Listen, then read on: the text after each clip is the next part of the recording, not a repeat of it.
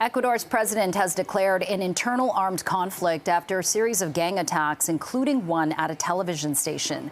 CTV National Scott Hurst joins us live now with more on the situation there. Scott, what is the current situation in Ecuador right now? Jen, a dramatic escalation of gang violence playing out on live TV as people in Ecuador watched in shock for about 15 minutes before the transmission was cut off, and now this clip being shared around the world.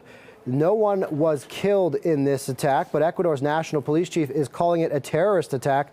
And the country, Jen, has been rocked by violence. It came hours after a series of other attacks and police officer abductions, and that followed the apparent escape from prison of a powerful gang leader.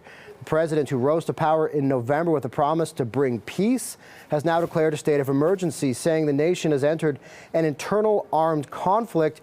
Now, the police and military are attempting to quell the uprising, armed clashes that have now turned deadly on the streets of the capital of Quito, as police and the military are searching vehicles and passengers at train stations, and the government also imposing an overnight curfew. Now, authorities say, Jen, the 13 gunmen who stormed the TV station have all been taken into custody and are now facing charges of terrorism.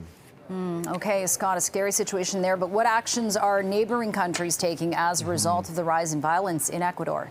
Ecuador is situated between Peru and Colombia, two of the world's largest cocaine producers, and Ecuador has become a key player, a key route for the drug trade, and gangs are fighting each other and the government for control of key ports and smuggling routes. So in response to this latest escalation of violence, Peru is on high alert, deploying a police force to the border.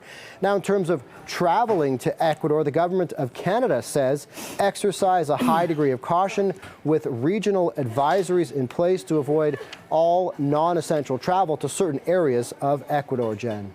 Okay, CTV National Scott Hurst reporting live for us. Thank you.